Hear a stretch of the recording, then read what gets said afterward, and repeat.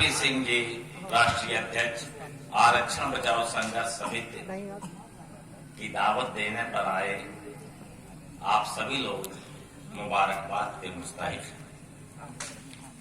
हमारे बीच, हमारे मंच में बैठे हुए काफी लोग हैं। अगर मैं सबका नाम लूं तो काफी टाइम लग जाएगा, वक्त में गुंजाइश कम है। आप सभी लोग मुबारकबाद के मुस्तहिक हैं।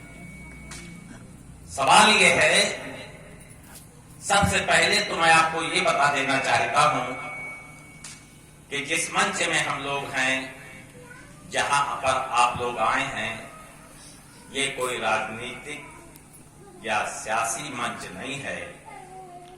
ये आप लोग का अपना मंच है।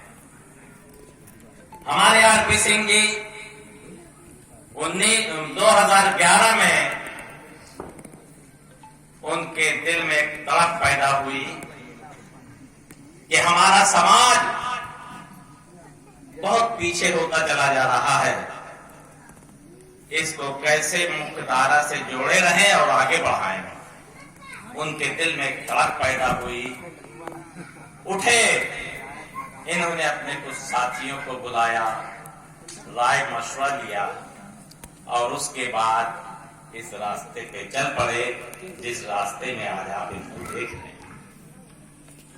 इस जलसे की जरूरत क्यों पड़ी? यहां आपको बुलाने की जरूरत क्यों पड़ी? मेरठ जो दूर दराज है उसको छोड़ के आपके बीच में जनाब आरपी सिंह जी जो राष्ट्रीय अध्यक्ष, उनको यहां आने की जरूरत क्यों पड़ी? यह भी एक जरूरत थी। कल रात में, कल दिन भर, परसों हमारे विजय भाई, इनके साथी सारे लोग आप लोगों के घर घर जाकर संपर्क करते रहे। आखिर इनको इतनी मेहनत करने की जरूरत क्या थी? लेकिन दोस्तों जरूरत थी।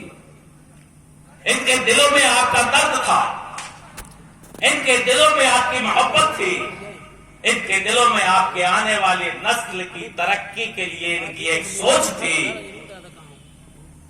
जरूरत इसलिए थी, इसलिए आपके दर दर जाते रहे, आपके घर घर जाते रहे, आपको बुलाते रहे। इसलिए कि बहुत से लोग बेचारे ऐसे हैं जो कभी अखबार ही नहीं पढ़ते, जिनको बहुत सी जानकारियां नहीं है कि आगे होने वाला क्या है। अब हमारी जिम्मेदारी बन जाती है, जो हमारे वर्ग के शिक्षित और पढ़े लिखे लोग हैं, अब उनकी जिम्मेदारी होती है, उनके ऊपर फर्ज होता है कि वो अपने न जानकार लोगों को आने वाले हालात से आगाह करे। इसी के तहत इस जलसे को यहाँ निकात किया गया है और आपको बुलाया गया है। आपसे कोई वोट मांगने नहीं आया, न कोई ये पार्टी है और न पार्टी का कोई काम करने जा रहा है। ये सिर्फ आरक्षण की बात है। आपके समाज के लोग डॉक्टर भी हैं, इंजीनियर भी हैं, आपके जात के लोग नेता भी हैं, मुख्यमंत्री भी हो चुके और मुख्यमंत्री के सीढ़े में भी हैं, राष्ट्रपति भी हो चुके। आखिर इतना बड़ा मर्तबा आपको कैसे मिला? आपको ये मर्तबा दिलाने वाला कौन है? कि आपके अंदर वो सलाहियतें थी कि आप मुख्यमंत्री बनते, राष्ट्रपति बनते, डॉक्टर या इंजीनियर बनते, वकील बनते। आपके अंदर वो सलाहियतें नहीं थी क्योंकि आपके अंदर इल्म नहीं था। इल्म हर चीज की बुनियाद होती है। किसी को तरक्की करना है तो उसके अंदर इल्म आना चाहिए। जब तक तुम्हें ज्ञान नहीं होगा, जब तक तुम्हें इल्म नहीं होगा, उस वक्त तक तुम तरक्की नहीं कर सकते हो। मिसाल के तौर पर आप ही के लिए मैं बता, एक कारीगर है, एक मकान बना देता है आलीशान, लेकिन उसको उस मकान के मकान बनाने का ज्ञान है। अगर उसको ज्ञान ना हो तो मकान नहीं बना सकता। इसी तरह से आपको दूसरे ज्ञान की भी जरूरत है। वो ज्ञान आपको कहां से मिला? एक मंजिल ऐसी थी। फिर मैं आपको 50 साल पहले की दुनिया में ले चलता हूं। तसव्वुर कीजिए कि आपकी हालत क्या थी। आपको पढ़ने का हक नहीं था, आप पढ़ नहीं सकते थे। आप मदरसों में, स्कूलों में जा नहीं सकते थे। आपका स्कूल में जाना वंचित था, आप स्कूल में जाना आपका मना था, आप तालीम हासिल नहीं कर सकते थे और आप किसी उच्च जात के घर के सामने से सीना तान के नहीं कर सकते थे। अगर निकलेंगे भी तो बहुत अदब से अपनी निगाहों को नीचे करके निकलेंगे। अगर कहीं आपने उस तरफ देख लिया तो फिर आपकी खैरियत नहीं थी। यानी आज से पहले की बात कर रहा हूं।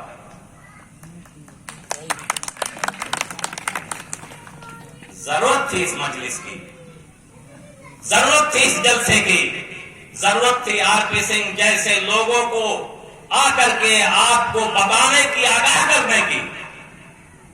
हमें अपने कौम का एक रहबर चाहिए ताकि वो हमारी रहनुमाई कर सके, आने वाले खतरात से हमको आगाह कर सके।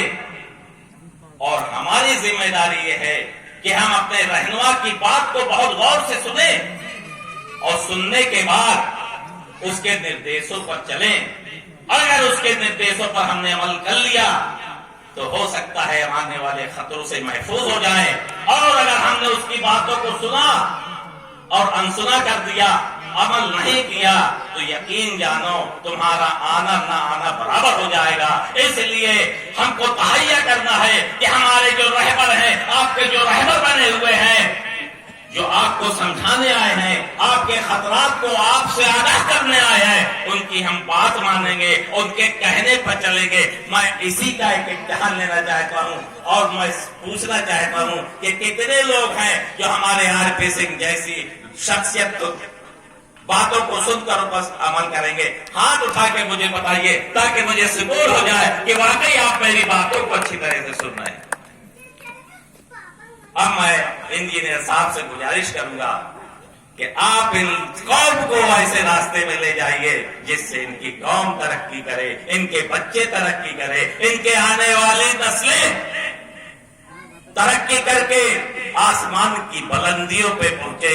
तो जरूरत इस बात की थी जिस वजह से बाबा साहब अम्बेडकर ने देखा कि ये मेरी कौम के लोग ऐसे हैं जो बहुत गरीब हैं, जिनको इज्जत के साथ अपनी जिंदगी गुजारने का हक नहीं है। जब उन्होंने देखा तो उन्होंने सोचा इनके लिए कुछ करना चाहिए। पढ़े लिखे लोग थे, इल्म के यादगार थे, कानूनदा थे। उन्होंने आपको उठाने के लिए बड़ी मशक्कत की, बड़ी मेहनत की। ये सारे लोग आप जानते हैं। मैं मुख्तसर में अपने गुफ्तगू करूंगा क्योंकि अभी हम लोगों को अध्यक्ष जी को सुनना है। वो जानते थे कि हमारी कौम अनपढ़ है, इसको आगे बढ़ाने के लिए हमें क्या करना चाहिए।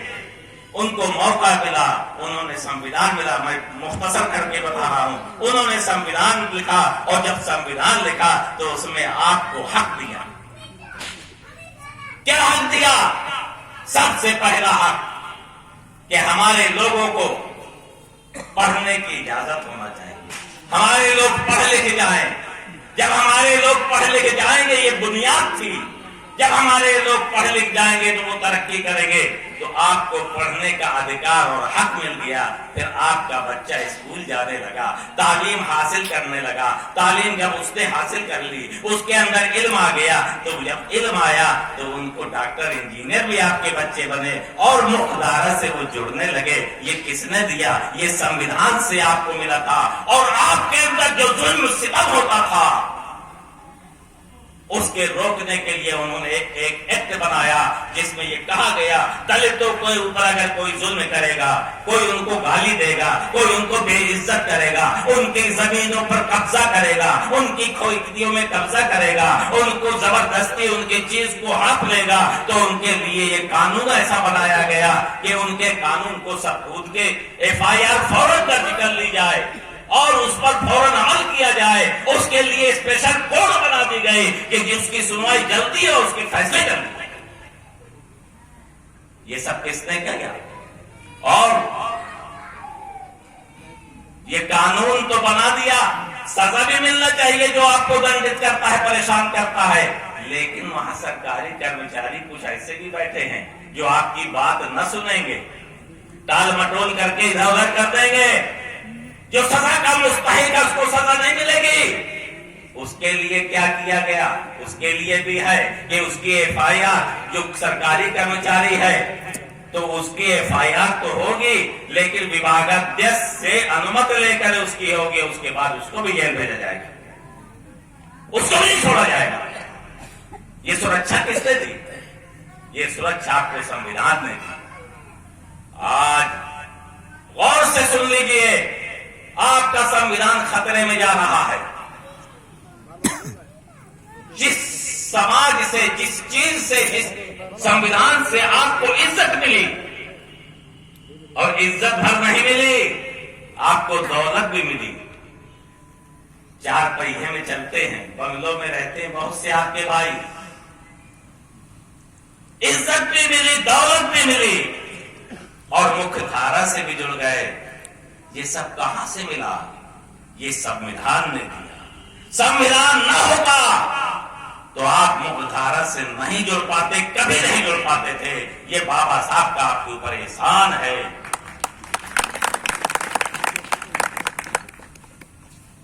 जुड़ गए। आज वो संविधान खतरे में। तो अब जरूरत किसको है? जरूरत आपको है, हमको है। जिस संविधान ने हमको जमीन की पस्तियों से आसमान की बुलंदी तक उठाने का काम किया, वो संविधान हटने जा रहा है। आज उसको बचाने की जरूरत है, क्योंकि उसी से हमारी इज्जत है, उसी से हमारा वकार है। उसी संविधान के सिलसिले में आज एक मीटिंग की गई है, और उसकी अगुवाई हमारे राष्ट्रीय अध्यक्ष महोदय कर रहे हैं। बहुत पहले तो भीमराव अम्बेडकर साहब आए थे, अब उनको नहीं आना। जो दुनिया से चला जाता, दोबारा लौट के इस शक्ल में नहीं आता, अब उनको नहीं आना। उसकी जगह हमारे अम्बेडकर साहब को परवरदिगार आलम ने भेजा है, और इस काम को अंजाम देने के लिए उन्हें के, और उसको आगे बढ़ाने के लिए इनको यहाँ भेजा है। हम सबको इनके साथ रह के, इनके पीछे रह के सबको काम करना है, ताकि हमारे आने वाली नस्लों का उत्थान हो सके और आने वाली मुसीबतों से बच सके। अब वक्त कम है, चूंकि इनको भी सुनना है। इसी के साथ मैं अपने मुश्किल को खत्म करता हूँ।